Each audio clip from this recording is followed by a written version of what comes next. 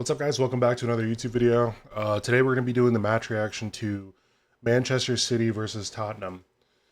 If I at all seem exhausted or out of it, man, it's because I am. I had to wake up at 4:30 to watch this game. That's what time the kickoff was here in the West Coast of the United States. So early morning. Uh, but man, this one didn't necessarily go how I expected it, especially with the way that Manchester City played last week against Wolves. I thought they looked energized. It looked like a city that we haven't seen in a very long time, especially with this new midfield.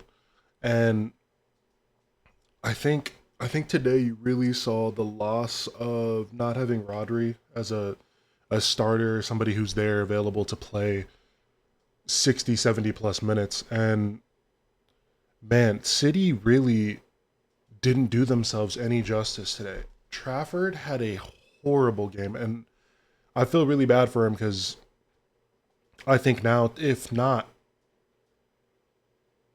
he's. I don't think he's going to start next week, man. And I think this is going to get the move for Donnarumma over the line.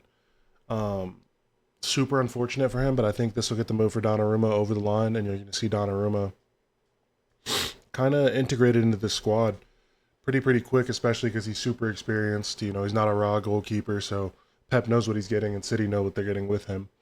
Uh, I'm not convinced by Nico Gonzalez. I know build wise he's very similar to Rodri, but nobody's going to control the game how Rodri does. Uh, Reinders looked like a shadow of his last week self. Holland actually didn't play horrible.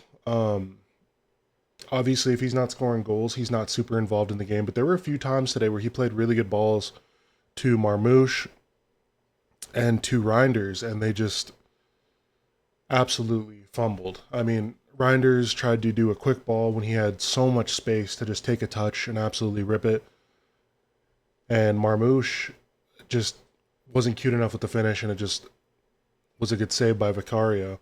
Um, Man, but Tottenham just outclassed Pep and City today. I mean, Thomas Frank's a great manager. He looked fantastic today with the way he set up this team. And Tottenham just looked superior today. It was definitely weird to see, but not super unfamiliar because I feel like Tottenham does give City problems every single season. Uh, we got to see a little bit of Phil Foden and Rodri come on today in the 75th minute. Um, Rodri looked good. He didn't look bad. It'll be nice to hopefully start seeing him start and get back to the Rodri that we used to know.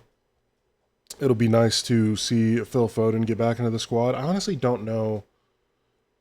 I know he was carrying a knock, but I don't know if Phil Foden is slightly falling out with Pep, especially with how last season went. Just wasn't a good season for Phil Foden, and I just don't know if him and Pep are seeing eye to eye. If we're going to see Phil Foden at Manchester City for his entire career, I don't know.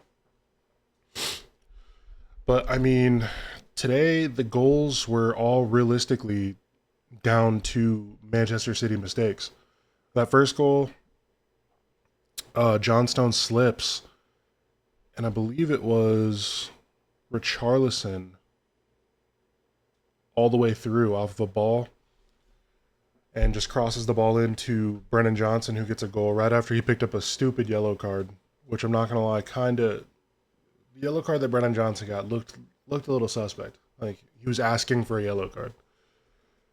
But yeah, he gets the goal to go ahead and go up 1-0.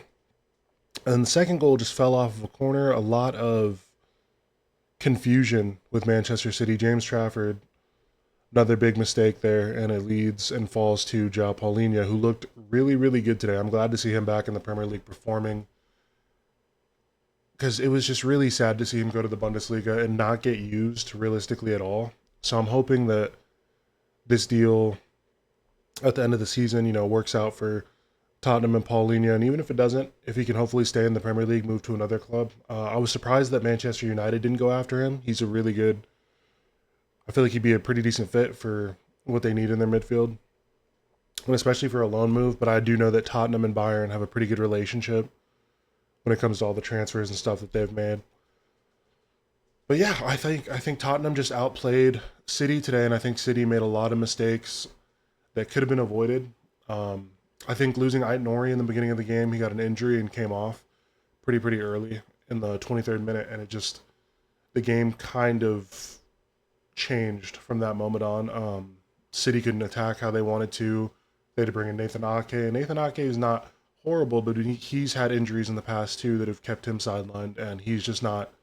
Doesn't look like he's as good as he used to be. He doesn't have as much as that oomph as they need, but and he's definitely not a like for like when it comes to Ainori and how he plays.